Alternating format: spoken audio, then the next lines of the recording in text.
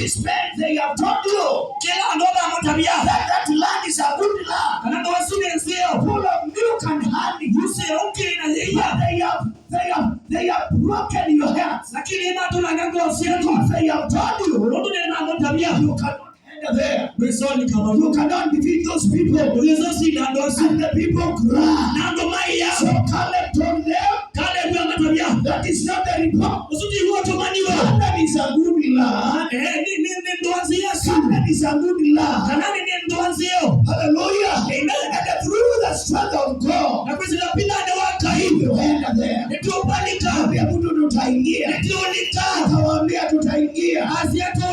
It's not because of their power. It was not because of their strength. It was because of the power of God. They will enter there.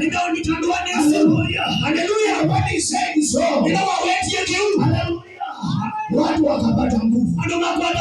Kwa sababu Caleb aliwaambia, kwa sababu tuko na haijalishi ni kina nani wako pale, haijalishi ni wakubwa namna gani, haijalishi wanajulikana namna gani, sisi hata kama ni wadogo, sisi tukawa na Mungu atatusaidia, tutaingia pale, watu challenge tutende.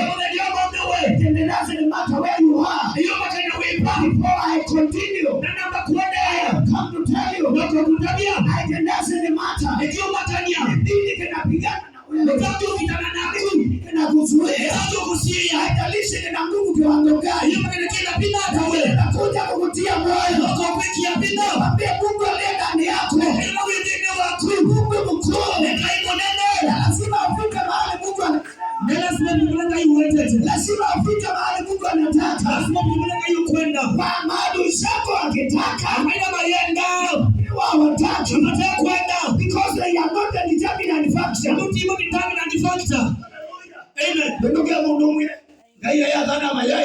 Mungu akiahidi wako. Hallelujah. Amen. Mungu akiahidi yako.